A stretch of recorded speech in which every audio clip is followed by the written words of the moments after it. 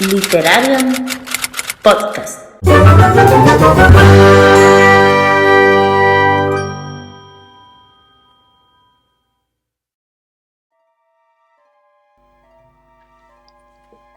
Buenas tardes, bienvenidos a Literarium, una tarde más. El programa de hoy es un programa muy especial. Es nuestro primer programa de 12 meses, 12 independientes. Un proyecto del que ya os hemos hablado con anterioridad en otros programas. Y del que os hablará con mucha más profundidad Rosias. El programa de hoy está dedicado a Freya Ediciones y tenemos el gusto de contar con su editora jefa, Lucía Gutiérrez, a la que Selene y Albius van a entrevistar. Y en este programa Albius nos va a traer además la reseña de uno de los libros que ha leído ella de Freya. Esperamos que os guste nuestra iniciativa, nuestro proyecto y por supuesto nuestro programa. Esperamos que con este programa conozcáis un poquito más a Freya y si habéis leído alguno de sus libros, por favor decídnoslo en los comentarios o si después de este programa os hemos animado a leeros algún libro de la editorial Freya. ¡Comenzamos! Toda la actualidad en torno a nuestros programas en Twitter e Instagram. Búscanos como Literarium Podcast. Síguenos. Bueno, desde Literarium este año queremos llevar a cabo pues un reto personal, un reto que queremos llevar a cada una de las integrantes de este aquelarre y que os queremos también ir comentando, ir contando, pues bueno, transmitiendo un poco esos avances que vamos llevando a cabo. Y es el reto que hemos titulado como 12 meses, 12 independientes. ¿En qué consiste este reto? Este reto consiste en leer un libro de una editorial independiente por cada uno de los meses de este año 2021. El libro a elegir es pues libre elección, cada uno vamos a elegir un libro que nos llama la atención de una independiente. Una vez que lo hemos leído, pues os contaremos de qué va el libro, qué nos ha parecido, reseña en general. Os traeremos esa reseña de ese libro de editorial independiente. Hemos hecho una gran selección de editoriales independientes porque, bueno, pues cada una vamos a llevar nuestro reto de forma individual, de forma privada, es decir, yo voy a leerme unos 12 libros de editoriales independientes, Albius otros 12 libros, los que ella crea, Selenus otro y Priscillus otro. Pero bueno, pues de forma periódica, cada una de nosotras os vamos a ir transmitiendo y contando a través del podcast cuál ha sido ese libro que nos hemos leído y no solo os vamos a contar pues qué libro es el que nos hemos leído, sino que nuestro objetivo también es traeros parte de esa editorial independiente, crear un espacio donde demos más visibilidad a las pequeñas editoriales, demos visibilidad a esas pequeñas joyas que muchas veces están olvidadas y que necesitamos enseñarlas de nuevo para contaros que son joyas igual de importantes que otras joyas que publican editoriales más grandes. Ese es el objetivo de este reto, 12 meses, 12 independientes, visibilizar las editoriales independientes y visibilizar las joyas y los libros que, bueno, pues estas editoriales albergan en su catálogo. En este caso, quien abre la veda de estos 12 meses, 12 independientes, es Albius con el libro que leyó de la editorial Freya. Así que, Albius, cuéntanos. Pues como complemento a este mes de enero de 12 meses de la iniciativa 12 meses, 12 independientes, vamos a completar un poquito este especial con la reseña del libro que se escogió de la editorial Freya, que en este caso es Las guerras de la alianza. Ya habéis escuchado alguna vez hablar de este libro y lo primero que voy a hacer es leeros un poquito la sinopsis para que os pongáis en contexto. El caos se desató primero en Crobar. La tensión que allí se respiraba estalló y desencadenó el inicio de la Gran Guerra. Hasta entonces, el reino de Niola nunca había llevado su magia al otro lado del mar, por lo que también es la primera vez en siglos que una nación tiene la osadía de enfrentarse al imperio de Velaria. Quenre despierta en medio de la batalla tras perder la mitad de su ser, su mejor amiga y pareja romántica y mágica. De la noche a la mañana se ve obligado a trabajar con Thais, una mujer de la familia real que estuvo en Crobar cuando la calma se rompió y cuyo único interés es regresar al combate. Mientras tanto, Una sombra se mueve entre los cadáveres de los caídos y el imperio se resiste a ceder ante la magia. El mundo conocido se tambalea y todo va a cambiar. La única solución para sobrevivir es que el reino permanezca unido. Pues esta es la sinopsis de este libro y bueno, ya lo he comentado antes durante la entrevista, y es que está dividido en 2 partes. Una parte, la primera, comienza exactamente como aquí dice, están en guerra y Quenra y Thais están, tienen que unirles como aliados. El sistema de magia consiste en que en el reino de Niola tienen determinado poder mágico que tienen que explotar entre 2 personas que están unidas mediante alianza, y ya digo, es la manera de canalizar ese poder y de explotarlo al máximo. Entonces han perdido a sus aliados y los tienen que aliar entre ellos. Están en plena batalla, está todo un poco vorágine de acción y la verdad que está genial, ya digo, está en ese momento álgido y es todo muy frenético. Y esta misma línea temporal se va alternando con otra anterior, en la cual, como hemos leído en la sinopsis, Thais, que es una enviada por parte del reino de Niola a una isla, digamos, neutral, en la que están las embajadas de los diferentes reinos y del imperio, tienen que intentar resolver los conflictos que tienen para evitar la guerra. En esta línea temporal, como digo, nos encontramos en un momento previo y estamos intentando averiguar, cómo evitar la guerra, o en el caso de que no se pueda evitar, intentar ver o anticiparse a lo que va a pasar, ¿no? Entonces, ahí vemos las intrigas un poquito más políticas y los movimientos estratégicos que hace cada uno en esa primera, en esa línea temporal, y en la otra, como digo, estamos en plena batalla. Esta primera parte tiene mucha acción, tiene mucho ritmo, vamos conociendo a los personajes un poco, vamos viendo cómo piensan, cómo se comportan. Hay momentos en los que no sabes de quién te puedes fiar y de quién no.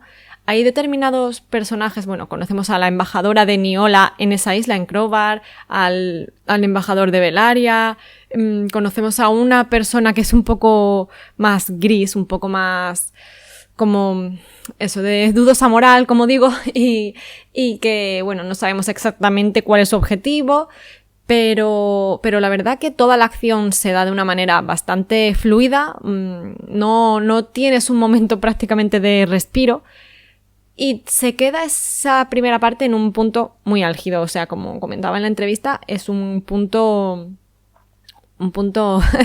de plot twist impresionante. ¿Qué ocurre? Que luego nos encontramos con que en la segunda parte el ritmo decae y los personajes además ya no los ves tan reflejados con la personalidad que habían mostrado en la primera parte. Es como que no entiendes esa manera de actuar, o como no esperas que de ellos hubiese partido determinado comportamiento, ¿no?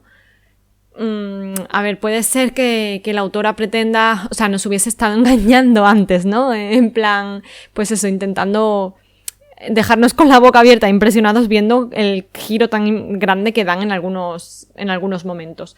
Y aparte, no se justifica lo suficientemente bien los hechos que pasan o cómo actúa cada uno, ¿no? No sé, supongo que todo esto se vería un poquito más respondido en el segundo libro.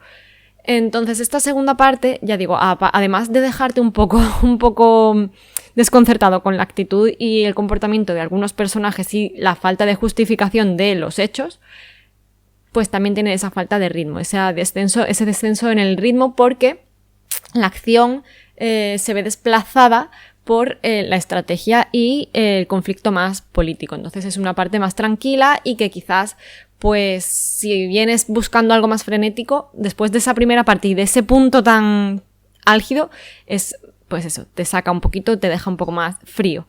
Ya digo, después de hablar con Lucía nos hemos quedado mucho más tranquilas, porque sabemos que en la segunda parte va a haber respuestas y acción, aunque va a ser como a la inversa, va a empezar más tranquilo y va a ir un poco más derivado hacia esa acción más frenética. Así que nada, igualmente es un buen libro. La verdad que el mundo está muy bien construido y el sistema de magia es bastante interesante. Así es que lo recomiendo para el que se quiera iniciar con este tipo de literatura de fantasía bélica. Y nada, por nuestra parte creo que no nos queda nada más. Así es que espero que si os decidís a leerlo nos lo dejéis en comentarios y nos digáis qué os parece.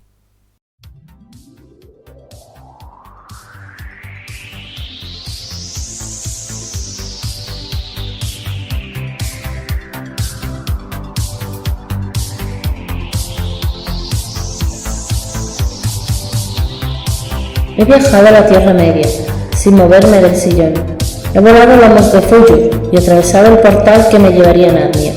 Me he perdido en la sala de menesteres de Hogwarts y el frío hielo me ha calado hasta los huesos en Invernalia. Pero de cada viaje he regresado con un botín. ¿Te gusta la fantasía? Club de Lectura Literaria. Si te interesa apuntarte al club, puedes contactar con nosotras a través de nuestras redes sociales y a través de las redes de Literarian Podcast. Como ya sabéis, disponéis de ellas en la cajita de descripción.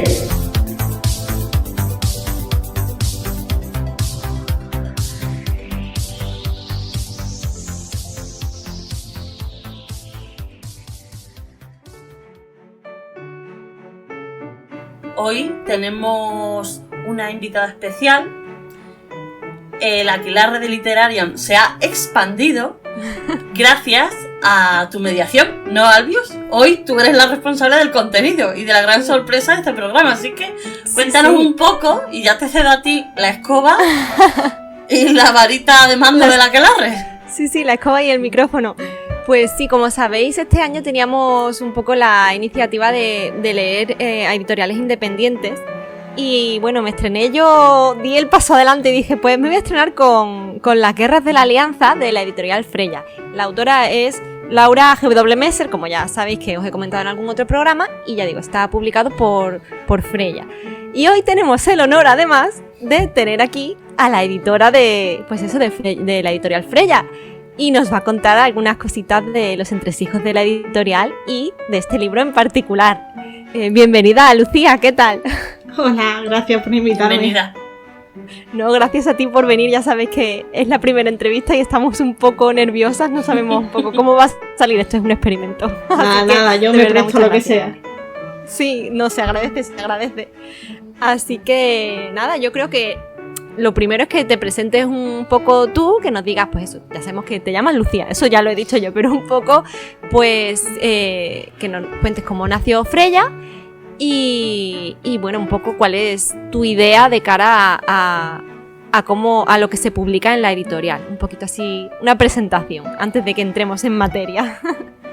Bueno, pues como decían, yo soy Lucía, soy editora de Ediciones Freya y además soy traductora audiovisual, correctora y escritora. Entonces, bueno, lo de estar entre letras siempre ha estado ahí. O sea, toda mi carrera y toda mi vida ha estado en torno a las letras. Entonces, pues siempre he seguido un poco esa vía, pero ¿cómo surgió la idea de montar una editorial? Yo sé que fue como por curiosidad y motivación de ver historias distintas, porque estaba muy acostumbrada, y seguimos estando la gran mayoría, al mismo tipo de patrón de novelas, que son sota, caballo y rey y no salgas de ahí, y con personajes pues todos perfectos, muy parecidos, y bueno, sabéis un poco por dónde voy. Sí. Entonces estereotipos. Sí, que a ver, que esos libros están geniales, o sea, no quiero decir que no estén bien, pero yo ya tenía ese gusanillo de decir, jolín, quiero historias diferentes, con personajes igual de reales, pero que no sean siempre los héroes perfectos, que se expandiese un poco el mundo real en el que vivimos, que se viese reflejado en la ficción. Entonces surgió un poco a raíz de ahí el decir, jolín, es que quieras que no, todos los libros son iguales, hay autores que escriben cosas igual de buenas y con una inclusión mucho más real que en la que vivimos, y sobre todo también por el darle la oportunidad a gente nueva a meterse un poco en el mundillo, a tener su primera oportunidad y que puedan ver un poco cómo funciona el mundo editorial. Entonces fue una mezcla de todo y ya pues ahí pues decidimos montar nuestra propia editorial. Sí, lo tuyo desde luego es pasión literaria porque estás Sí, metida sí. en todos los aspectos que se puede tener, vamos, que se puede estar uno inmersa en cuanto al mundo editorial y de las letras, como has dicho. Porque sí que conocemos ya lo de tu faceta de escritora y que has publicado en otras editoriales también.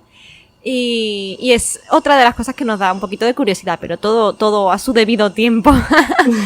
Y es verdad lo que dices, porque sí que estamos viendo el nacimiento de eso, de editoriales independientes más pequeñitas, pero que quieren dar ese impulso a una fantasía o no sé, diferente, o en este caso fantasía, porque yo creo que básicamente casi todo tu catálogo es un poco en ese sentido, ¿no?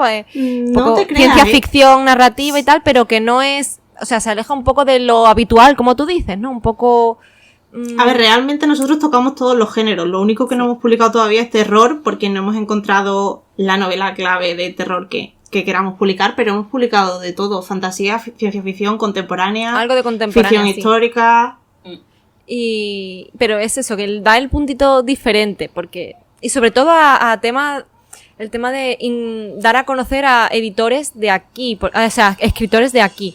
Quiero decir que Sí. siempre se conoce el boom, el que ya es muy conocido y que precisamente no necesita ese reconocimiento porque ya de por sí sus obras van a vender y va a tener ese mercado editorial como de muy fácil acceso, ¿no? Y dar estas editoriales independientes que estáis naciendo, dais ese impulso a autores que no son conocidos y que son también de aquí, que necesitan un poquito más, yo creo, ese impulso, ¿no? Sí. Y yo creo que se disfruta un montón. Se conocen eso, historias que no tienen nada que envidiar a los grandes escritores, desde luego. Ni mucho menos. Hablando de escritores noveles, cuando fundaste la editorial, ¿cómo decidiste cuál sería la primera obra que publicarías? Fue un poco como todos los manuscritos nuevos o sea, las novelas nuevas que publicamos funciona igual, es ir leyendo según van entrando los manuscritos y el que te encaje, pues entra al catálogo. En ese momento nos entraron bastantes manuscritos, menos de los que nos entran ahora, todo hay que decirlo. Y dimos con El último lirio del invierno, que es de Sara Cruces Salguero, que nos pareció una novela preciosa, aunque dura, con una pluma súper evocadora. Y quisimos publicarlo pues por cómo estaba escrita, por el mensaje que transmitía. Y al final es un poco lo que hacemos con todas las novelas, que la forma en la que está escrita la historia, o sea, la trama y el mensaje que tengan, que todo nos encaje y que nos guste. Entonces, ¿cómo elegimos la primera? Pues como elegimos todas las siguientes.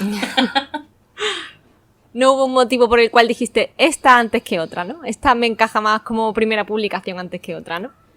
No, realmente no, porque como es lo que comentaba antes, como publicamos todos los géneros, Claro. No teníamos tampoco la idea de decir, vale, pues queremos empezar con fantasía, porque nos gustan todos los géneros por igual. Si a lo mejor fuésemos una editorial de solo fantasía, ciencia ficción y terror, pues a lo mejor, que hay muchas, a lo mejor sí que te centras más en un género en concreto, pero nosotros siempre vamos buscando historias que nos transmitan algo, que nos gusten, que nos lleguen al corazón, y con la primera fue así. Fue la primera que leímos que nos llegó. Entonces, Claro. pues... Y a la Fue- hora de todos esos manuscritos que os entraron, a la hora de... ¿Solo elegisteis uno o cogisteis alguno más? No, elegimos más. Ahora no me acuerdo si fueron todos de la misma convocatoria, pero El ocaso del mundo y El último lirio del invierno sí que fueron de la misma convocatoria. Luego vino Crónicas del mar, pero no sé si lo envió... No, tuvo que ser a la misma vez, porque nosotros solemos cerrar las recepciones. Claro. O sea solo que abrís en un periodo saldrían... concreto. Claro, ahora mismo no, pero entonces sí. Así que imagino que sí, saldrían de la misma jornada. A ver, es que leemos tantísimos manuscritos que ya... Claro, no, lógico. O sea que me refiero, a la hora de, digamos, de que os entran los manuscritos, si os gustan, no rechazáis la obra, sino que más bien la guardáis para no es el momento, igual más adelante publico. No, no es así. O sea, si en el momento de leerlo no nos encaja, se lo decimos al autor, porque sería un poco como secuestrar la obra. Claro. En el sentido de, me gusta, se puede trabajar, pero no sé cuándo te la voy a poder publicar, entonces como que tampoco es justo. Claro. Entonces solo nos quedamos con las obras que sí o sí entran en el catálogo editorial, en el calendario editorial, y que vamos a publicar en un tiempo corto. Por ejemplo, nosotros el tiempo máximo entre que decimos un sí y que el libro se publica es 1 año y medio.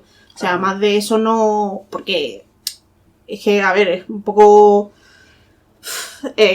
como de como hastío cerrar hasta las para... puertas, Claro, a para el otra- autor.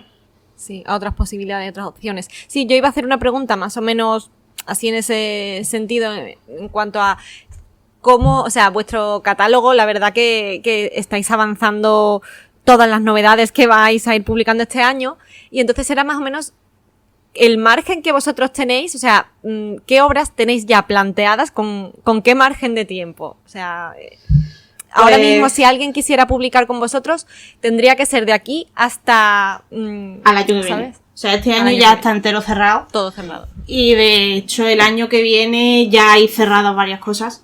De las que no podemos decir gran cosa. Claro. Pero sí es cierto que está prácticamente todo el 2022 vacío. O sea, nosotros publicamos... Tener toda la año 11. ya completo. No. Este año sí está completo, pero el año que viene solo tenemos 2 publicaciones de las 11 que solemos sacar.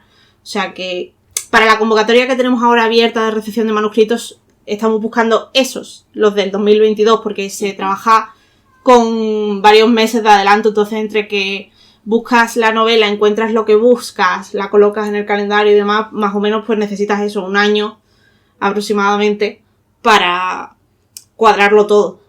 Claro, y para todo el trabajo que lleva eso, Bueno, la sí, eso publicación de aparte. una novela. Me imagino que tienes que tener un margen. ¿Cuál es la fase más compleja en cuanto a la publicación de una obra? Vaya, no sé, después de recibir el manuscrito, de decidir esta me cuadra, esta la voy a publicar, y empieza, pues eso, todo el recorrido, ¿no? Me imagino corrección y todo este tema. ¿Cuál es la fase más compleja? A ver, compleja como tal no consideraría ninguna. La más tediosa siempre es la corrección. Es lo más cansado, porque hay que revisar el texto muchas veces, y claro, cuando ya te has leído lo mismo 4 veces en 2 meses, pues se hace como muy cansado y muy cuesta arriba. Pero complicado en sí, yo creo que nada, mientras que haya una buena comunicación entre lo que es la parte de la editorial y el autor, todo se hace muy sencillo. Así que me quedaría con la corrección por eso, porque es una tarea más tediosa. Tediosa, y me imagino que cuando ya te has leído el texto 3 veces hay fallos que ya ni verás. O sea, Sí, te lo sabes sí. Y ya ni lo verás. Sí, claro. claro. Sí, a ver, en todas las novelas siempre vas a encontrar algo, y eso es así. Y quien crea que puede evitarlo, tendría que reflexionar un poco. Siempre se va a escapar algo, porque somos humanos, y es lo que dices, cuando lo has leído todo ya 20 veces, es normal que se te escape algo. Siempre se intenta que sea lo mínimo indispensable, Claro. pero una siempre vas a encontrar. Y además una- en la página en la que abras el libro. Sí, ¿no? Seguro. Abras por donde abras vas a decir, se me ha pasado esto, claro. Sí, es que es eso, al final no lo ves porque te sabes la historia y son partes que automatizas y ya...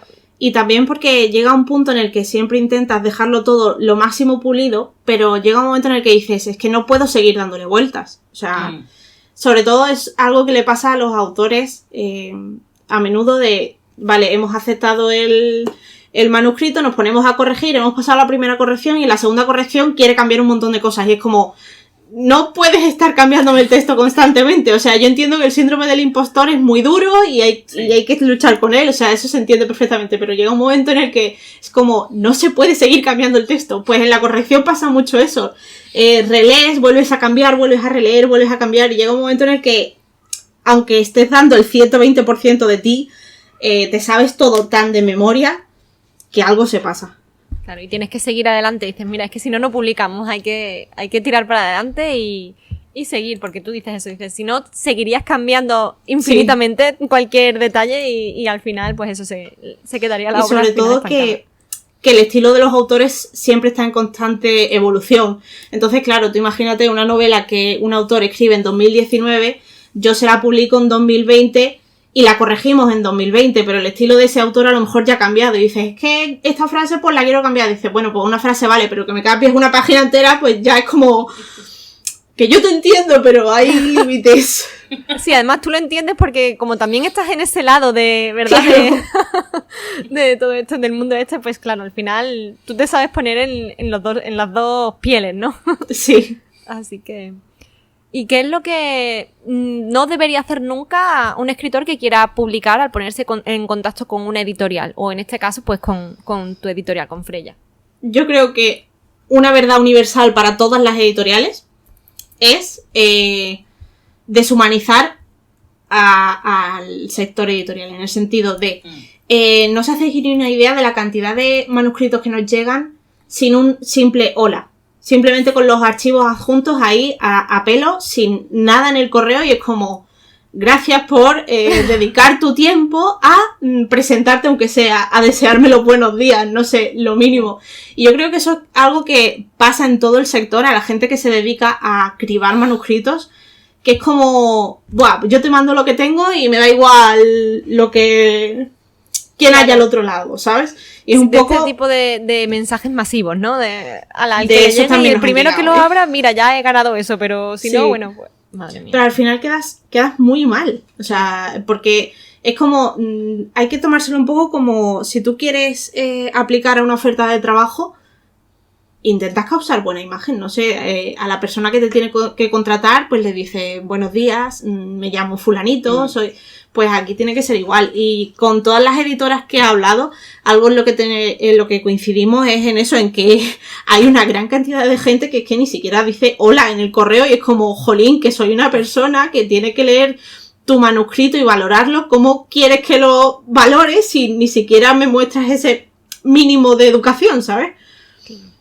Sí, además que es una cosa, como has dicho tú, un mínimo de educación, y siempre se ha dicho, la carta de presentación siempre va por delante, incluso al enviar un currículum. Claro, o sea, es que es el mismo símil de decir, es como si estuvieses buscando un trabajo. Claro, Tienes que causar buena efectivamente. impresión.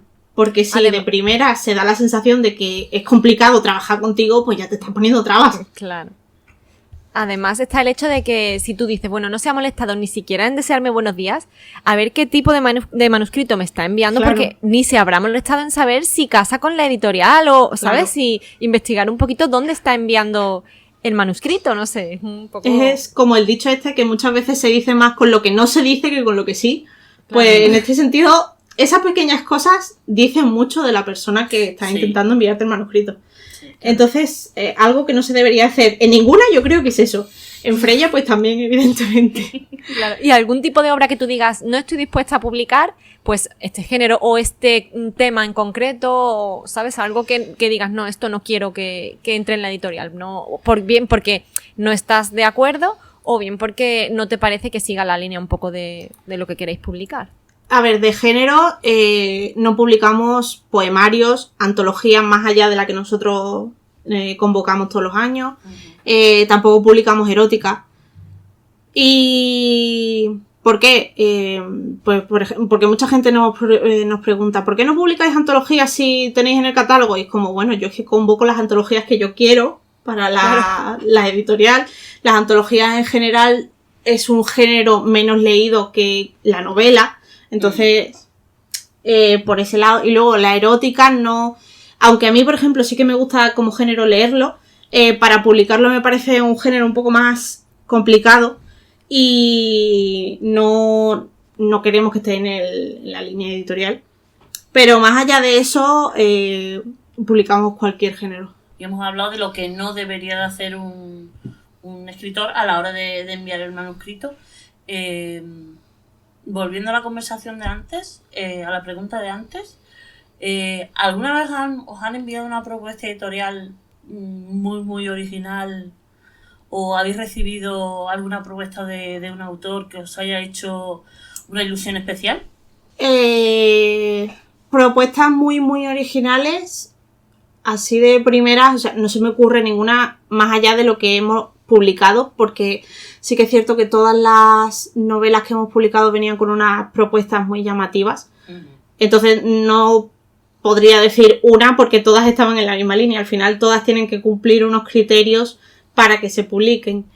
Y autor que nos haya hecho mayor ilusión, realmente no, porque no nos fijamos tanto en la autoría como para... De hecho, salvo a Laura Tárraga, no conocíamos a ninguno antes.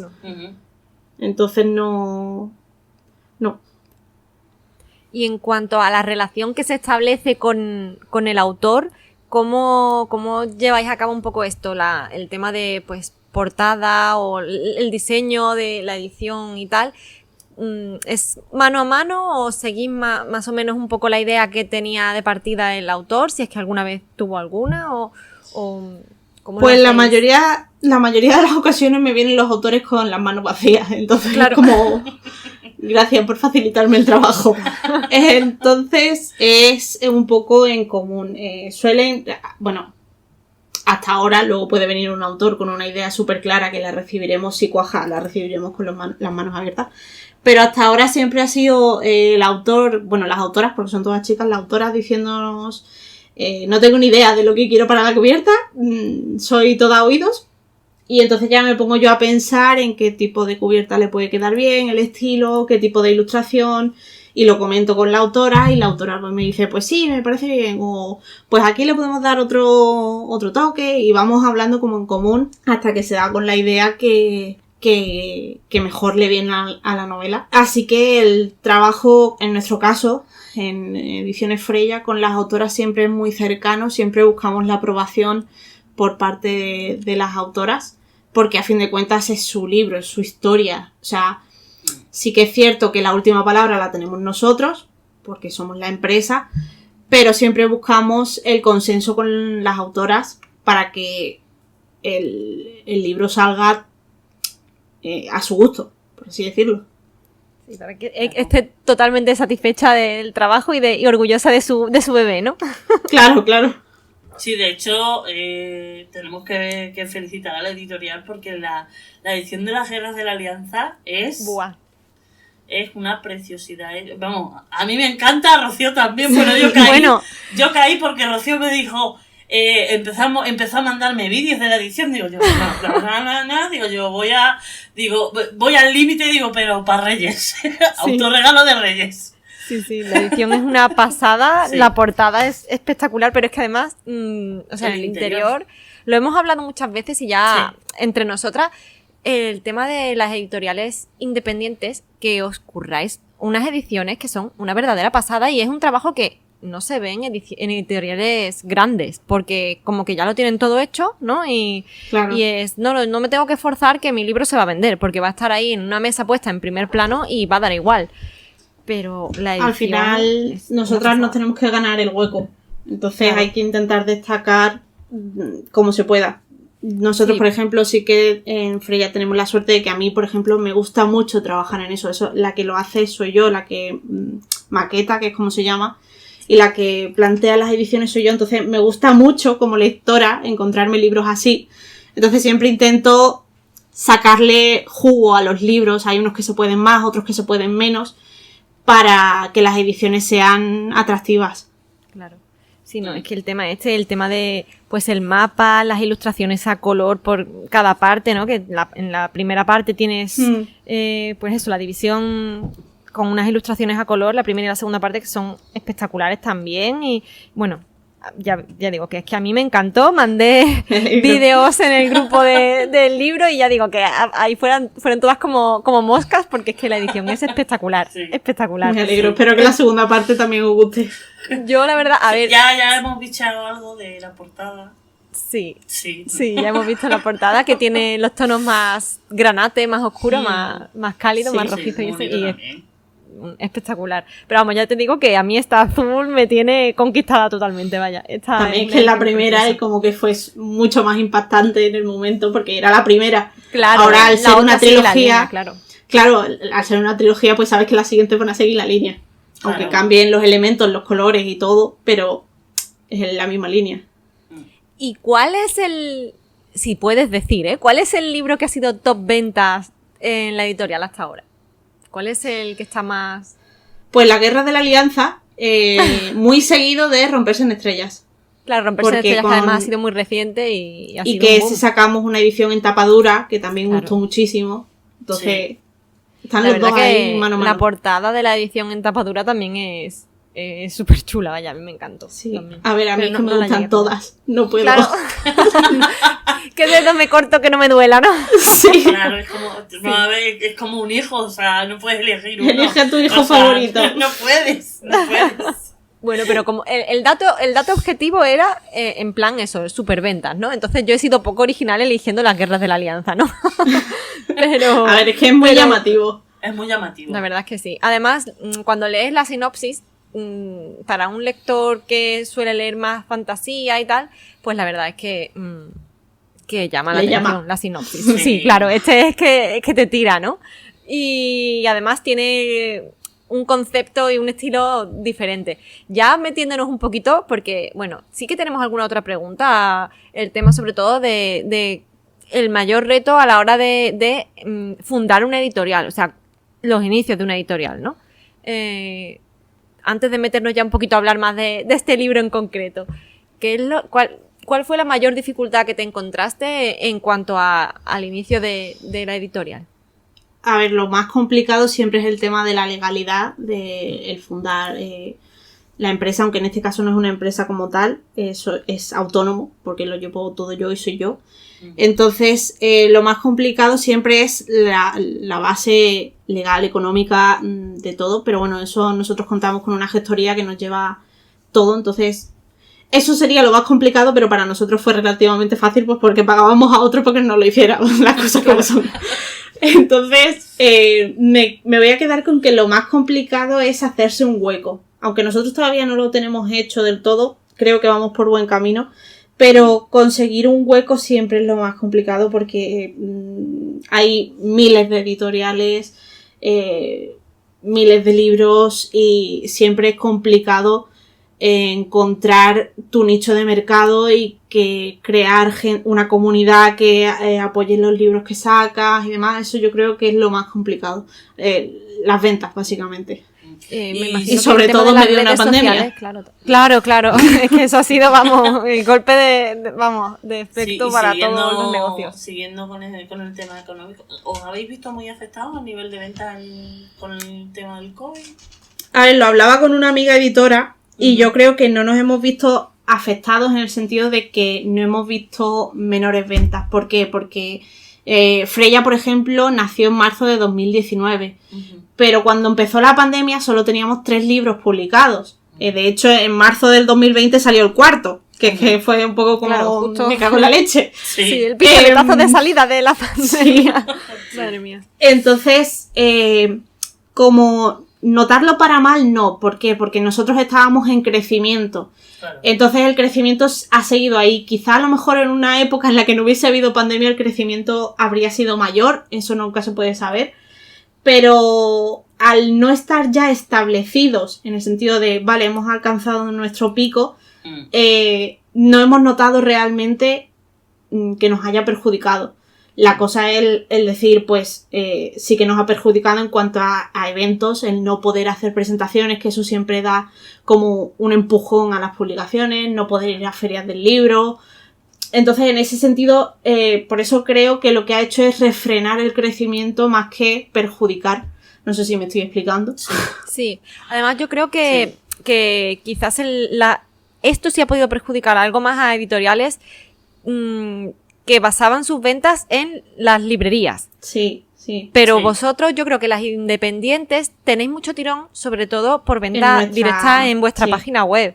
Claro. Y como esto sí que ha seguido funcionando, ha habido más o menos problemas muchas veces por correos pero por lo Sí. general la mensajería ha funcionado, no ha dejado de funcionar durante estos meses. Entonces, yo creo que por ahí las que solo dependían de las ventas en librería sí que se Sí han que lo han tenido que visto ver peor. afectadas. Pero De hecho, no sé si será casualidad o qué, pero por ejemplo, esto hablo sin conocimiento de causa, ¿vale? Es un apunte sin más. Nocturna antes no tenía tienda. No sé si conocéis Nocturna Ediciones. Sí. Es No verdad tenía que... tienda propia. Solo vendían librerías. Y este año, no sé si fue el año pasado, creo, a finales del año pasado finales de sacaron año, su sí. propia tienda. Yo creo que un poco también por eso, por el decir, es que tenemos que vender libros. Claro, Porque en librerías hay muchas librerías que han cerrado, que no han podido sobreponerse y es lógico y me da una pena infinita. Pero al final hay que reinventarse y yo creo que si Nocturna ha hecho eso por esto, que yo creo que tiene sí, sentido, sí. tendría sentido, yo creo que ha sido un paso acertado para no hundirse. Porque como con los toques de queda, en los periodos de cierre y todo, al final las editoriales basadas en ventas en librería han sufrido muchísimo. Sí, fue la parte durante el confinamiento y bueno, yo creo que de momento sigue también bastante en alza. El libro electrónico Sí. ha cogido mucha carrerilla. Sí. Entre eso y además el tema que tenéis muy en cuenta es todo lo que se ofrece extra, aparte del libro. Que si tú compras en una librería normalmente, aparte de que en las ediciones, como decíamos, de editoriales grandes, pues no te encuentras tanto trabajo detrás porque las ediciones no están tan cuidadas, vamos a ser realistas, es que no, vosotros ofrecéis un plus y es que si ponéis el marcapáginas, que si hacéis preventa y añadís detalles de merchant que tiene relación con el libro, entonces como que cuidáis un poquito más esa relación con la persona que al final os compra, ¿no? Y es como que dais ese plus. Y yo creo que eso también ayuda a que con todo este tema pandemia y este tema no poder ir a librerías, pues ese extra lo aportáis vosotros y no otras Sí, al editoriales. final hay que intentar diferenciarse un poco. Claro. Es me imagino un coste extra, un sacrificio extra que se hace, Sí, pero me imagino que evidentemente. eso es, pero yo creo que eso, que es como lo que hay que hacer para conseguir eso, abrirte a este mercado y diferenciarte, como dices. Eso y también la imagen que tengas. Claro. O sea, la imagen que tú quieras para tu editorial. Nosotros, por ejemplo, como tanto mi socio como yo somos lectores voraces de los que nos gusta tener merchandising, nos gusta ver los personajes, nos gusta todo eso, entonces nos gusta darlo con los libros Claro, que publicamos. claro. Entonces va ligado también a la imagen de la editorial, de la editorial como ente, como figura.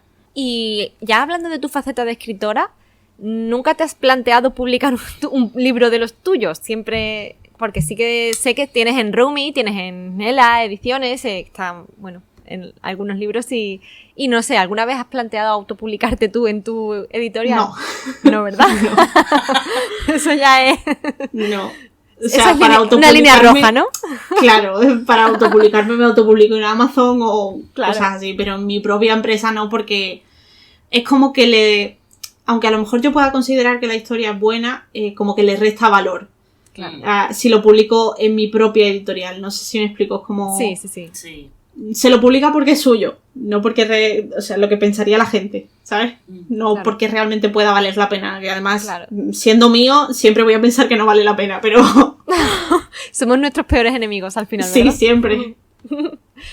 Sí, Venga. claro, ya hablando un poquito de la obra que yo he leído, Las Guerras de la Alianza, ¿qué fue lo que te hizo decidir publicarla? Porque a mí me pareció súper original lo que se conoce como sistema de magia, ¿no? En Sí. cualquier obra así de fantasía. El tema de las alianzas y que para desarrollar todo el potencial de la magia fuese necesario, en algunos casos, que bueno, no voy a hacer spoiler, pero bueno, fuese necesario en principio que se ejecutase por 2 personas a la vez. Ese me pareció muy original. ¿Qué fue lo que más te gustó a ti y lo que te hizo decir, esta obra la quiero en Freya?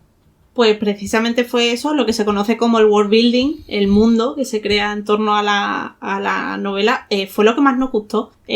A mí me gustan mucho las novelas que te meten de lleno en la trama, o sea que entras directamente en el meollo de la acción y en este caso empieza literalmente en medio de una batalla. Entonces, sí. Y aunque es un sistema de magia, como tú dices, muy complejo, un world building muy complejo, creo que Laura tiene una maestría para meterte en ese mundo, que aunque al principio se pueda hacer un poco denso, está como llevado muy bien para que te enteres de todo en todo momento y sin tener que explicarte todo súper mascadito y súper explicadito todo. Entonces ese tipo de novelas que te meten de lleno y aunque a lo mejor te pueda costar un poco, no sientes que estés perdido, me encantan. O sea, por ejemplo, me pasó cuando leí Seis de Cuervos, que es un poco del mismo estilo, que te meten de lleno en el meollo así sin paracaídas. Estamos justo en ello. Estamos haciendo una lectura conjunta con el club del podcast y estamos justo haciendo lectura de Seis de Cuervos y estamos en ello, estamos viviéndolo. Me entenderéis perfectamente. Es de estas que te dan la pata en el culo y te meten ahí en todo el meollo. Pues claro, lo que el problema que tiene es que quieres entender. Dices, por favor, que me explique de dónde viene todo esto, ¿no? O sea, pero es saber, ese tipo, y no es ese tipo de novela que sabes que en algún punto te lo van a explicar. Claro, es como que te dejan todo el rato con esa intriga de tú decir, quiero saber de dónde sale esto. Y es lo que te sigue haciendo leer para descubrir de dónde sale eso. O sea, ese tipo de novelas que la trama está muy bien. Por ejemplo, con La Guerra de la Alianza yo considero que la trama está muy bien hilada y son como engranajes que van encajando poco a poco y cuando encajan todos te estalla la cabeza.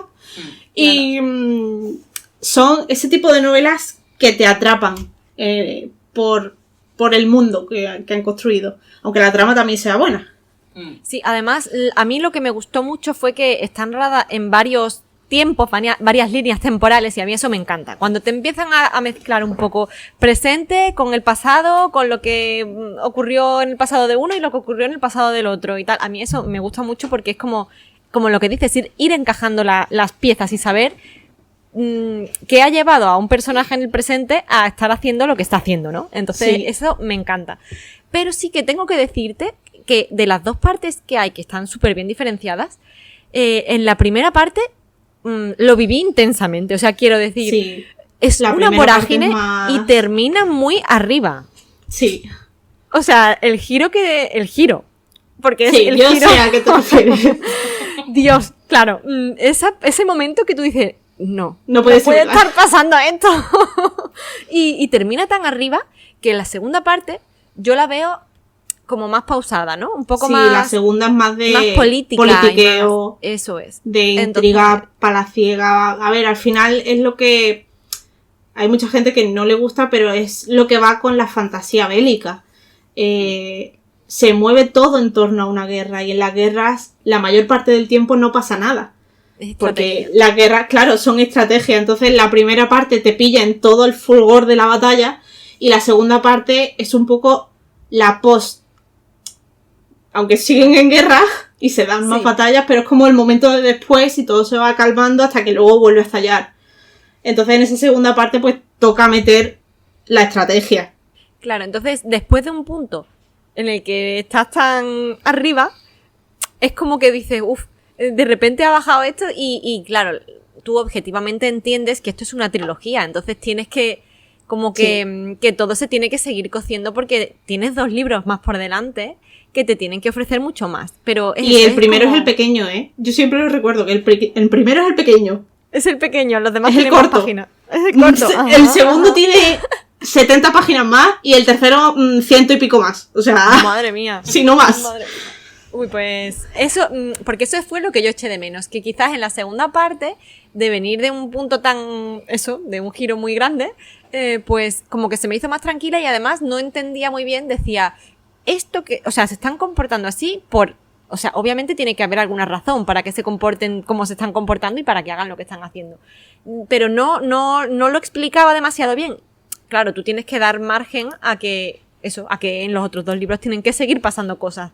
Entonces eso es simplemente decir que la gente se tiene que animar a leer este libro, primero porque, como dices, el world building es estupendo, o sea, está súper bien ambientado y te va hablando muy bien de todo, y que además el sistema de magia es bastante original, a mí me gustó muchísimo, ya digo, y que sepan que tiene una primera parte muy intensa y que no lo dejen después de... O sea, que después de esa primera parte tan intensa, aunque el ritmo sea más calmado después, tiene que haber mucha tela que cortar. Mucha tela que cortar. De hecho, ya después de todo lo que hemos dicho, ya yo creo que debería ir la gente ya corriendo a comprarlo. O sea, una buena edición. La una preventa trama que sale ya. engancha, un world building increíble y un buen precio, tengo que decirlo también. O sea que... no Y sé la qué preventa esperáis. está ahí, la preventa está ahí La ya. segunda sí. Uy, sí. Que además yo iba a decir que yo creo que lo bueno de esta trilogía también, aunque solo hayáis leído la primera parte, son los personajes, que te pueden caer un poco mejor o peor, puedes empatizar un poco más con ellos o menos, pero creo que están muy bien construidos y hay personajes que te llevan a pensar una cosa y llega un punto en el que dices, ostras, pero a lo mejor es que quien lo ha malinterpretado he sido yo porque siempre me ha hecho ver que iba por otro lado. Claro, sí, Entonces- además hay personajes que juegan mucho entre dos aguas y nunca Sí. sabes realmente dónde... O sea, tú le asignas un bando y luego lo mismo te sorprende. claro, o a lo mejor le asignas uno, luego parece que está en otro y al final sí estaba en el que tú pensabas y es un ir y venir Un constante juego de y tú no máscaras. sabes. Totalmente. Claro, esa es la parte de estrategia. Sí. Y esa era una de las preguntas. ¿Cuál es tu personaje favorito del libro? Cuervo, por favor. Cuervo. Sin duda alguna. Cuervo y todos sus misterios, ¿verdad? Efectivamente. A ver, a mí es que me tiran mucho los personajes malos.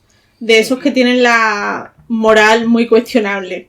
Ay, pero yo no Y- sé hasta qué punto Cuervo puede... No sé, bueno, tú Bueno, has a leído ver. todo, claro. Pero... Cuervo tiene moral cuestionable, incluso se ve en Sí, el sí. primero. Hace Sí, lo sí. que sea para conseguir sus fines. Entonces ese tipo de personajes a mí es que me pueden. Y además Cuervo tiene ese... que es muy echado para adelante y ese humor y esa frivolidad, no sé, es un Sí. compendio de todo que a mí me conquistó. Pero luego va Ses. En el segundo lugar está Ses, que lo sigue de cerca. Sí, a mí me gustó... Bueno, es que claro, a mí me gustó Thais. Tengo que Sí. reconocerlo. A ver, a mí Thais al principio me cayó mal. Sí, Como sí. una patada en el culo. Claro. Pero es comprensible. Claro, el inicio sí, pero ya digo, a mí me gustó mucho porque me pareció un personaje... Eso, que... Es de armas tomar y Es está eso. muy bien construido. Cañero y que sí que te... O sea, conforme pasa la historia sabes por qué es así, ¿no? Y Actúa me muy pareció acorde a lo que vive y cómo lo vive. Uy, Sí. que me atraganto. Pues me pareció, vamos, y ya digo que a pesar de que esa segunda parte me dejó un poco en plan con más dudas que respuestas, tengo ganas de leer el segundo precisamente para ver si voy, eso, abriendo más dudas, pero encontrando alguna respuesta a las dudas que me surgieron a nivel de eso, de estrategia y de el conflicto, ¿no? Un poco... Del segundo libro pasa todo lo contrario que en el primero. En la Guerra de los Cuervos empieza muy lento y llega a un punto en el que todo empieza a explotar y no para hasta el final y es como socorro, necesito un respiro, pero te engancha un montón. Sí que me gusta decir que el primero es todo lo contrario, o sea, el segundo es todo lo contrario del primero. El primero empieza muy fuerte y se va calmando y este empieza calmado y va subiendo. Pues yo creo que para mí, en este momento, en el que ya digo que me dejó eso demasiado tranquila la segunda parte, me va a venir genial, porque me apetece mucho conocer y luego además me apetece volver al ritmo vertiginoso de eso, de no saber por dónde va a llover, ¿sabes? El siguiente palo. Sí, Ay, es que me básicamente es apetece. eso. Me apetece, pues ahí ya me has dado toda la curiosidad. La preventa empieza el día 1, es el 1, ¿verdad? Sí, del 1 al Vale. 11. Vale, me lo apunto. Esa va a ser mía. Además de Selene, que en ya te esta, mandaré foto. en esta segunda parte se exploran cosas que yo creo que le gusta a la gente y quien se haya leído la primera parte, llamándose el segundo Las Guerras de los Cuervos, Claro. se puede imaginar un poco por dónde va la cosa. Por dónde va, sí, Entonces, sí. Yo yo cuando creo que va ya a vi gustar. cuando vi el nombre, o sea, el título, dije, ay, amiga, esta segunda parte Ahora promete. entiendo muchas cosas. Lo Sí, bueno sí. de las cubiertas de esta trilogía, que es algo que me gusta a mí, es que tienen muchos elementos escondidos. Entonces, si tú ahora, que ya te has leído Las Guerras de la Alianza, te paras a analizar todo lo que hay en esa cubierta, vas a decir, Claro. uy, y esto es por esto, y esto es por esto. Pues en la Guerra de los Cuervos pasa lo mismo. Entonces, es como... tenemos muchas ganas de que la gente lo lea, evidentemente pues porque lo lea, porque es una historia increíble, pero también por eso, por los detalles que hay escondidos en la cubierta, de decir, uy, ¿y esto de qué puede ser? ¿Por dónde me puede tirar esto? Voy a empezar a investigar la portada y voy a hacer mis quinielas. Voy a hacer mis quinielas y a ver luego si soy capaz Me de encantará escuchar tu quiniela. A ver qué es lo que se me ocurre. Madre mía, es que la portada es espectacular. La tengo ahora mismo delante y la verdad que están muy curradas, ¿eh? Tengo muchas ganas de tenerlo en mis manos. Gracias. Genial. Pues no sé, yo creo que ya más o menos nos han quedado resueltas muchas de las dudas. Hemos hablado un poquito de tema editorial, un poquito del catálogo, de, bueno, las dificultades de enfrentarse al mundo editorial hoy en día. Y nada, simplemente recuérdanos un poquito vuestras redes sociales, dónde os podemos encontrar, cómo podemos comprar vuestros libros y así un poquito para hacer, ya sabes, el momento spam. Así que todo tuyo. Se me da fatal. Pues nos podéis encontrar en todas las redes sociales, salvo en TikTok, todavía no nos hemos sumado a TikTok, como Ediciones Freya. Nos podéis encontrar también en YouTube, donde estamos haciendo ahora muchas presentaciones online, y próximamente haremos de los libros atrasados, por así decirlo, los que se presentaron en su momento en persona, pues también les vamos a hacer presentaciones online. Entonces ahí tenéis mucho contenido nuestro y podéis comprar nuestros libros en nuestra página web, que es www.edicionesfreya.com, o encargándolos en librerías. Y creo que eso es todo. Genial. Pues de verdad no sabes cuánto te agradecemos este ratito que hemos echado. Ahora ya menos nerviosa. Me ha alegro. sido un placer, de verdad. A mí me ha hecho Gracias mucha a ilusión. vosotras. Mucha ilusión. Sí, de porque verdad. tenemos que decir que desde el principio Lucía ha estado súper colaborativa con nosotras. Desde el minuto 1 que Albius se puso en contacto con ella, se volcó con nosotras. Y la verdad es que te agradecemos muchísimo que nos hayas concedido un espacio dentro de tu apretada agenda para un Nada, podcast vosotras. literario tan pequeñito como el nuestro. Nada, yo Nos hace encantada. mucha ilusión. Y seguiremos con noticias vuestras, ya digo, porque yo me voy a leer la segunda parte ahora en marzo, en cuanto me llegue. Y también publicaré en el podcast y en el canal de YouTube una reseña de las guerras de la Alianza. Así es que nada, os seguiremos muy de cerca. Muy de cerca, sí. Gracias. Gracias. Muchísimas gracias, Lucía, por todo. Toda la actualidad en torno a nuestros programas en Twitter e Instagram. Búscanos como Literarian Podcast. Síguenos.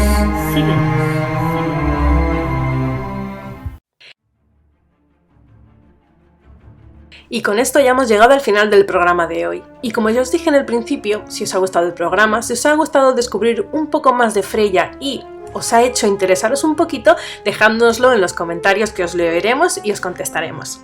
Y marzo está ya a la vuelta de la esquina, y con ello la iniciativa de Magrat Ajos Tiernos del Marzo Asiático. Y por supuesto nosotras no podíamos faltar, ya que a las 4 nos encanta Asia, Japón, China, Corea. Somos brujas además, tenemos bastantes contactos por ahí.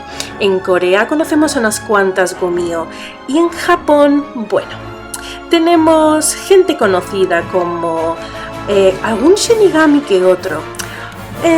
Yo tengo un familiar lejano que es una Yuki Onna, y Selenius, que de todas nosotras es la que mejor contacto tiene con la luna, conoce a Talsun de Corea, la diosa de la luna coreana. Rusius últimamente anda con unas brujas japonesas, algo el otro día me estaba contando de Atelier. Y creo que Albius el otro día algo dijo de que algún dragón le debe algún que otro deseo. No os digo más. Así que bueno, en nuestro próximo programa podréis escuchar sugerencias sobre 4 autores que nos encantan. Así que si no os lo queréis perder, os esperamos en el próximo programa. ¡Hasta otra! Y ahora recogemos nuestras escobas y nos vamos. Y nos vamos.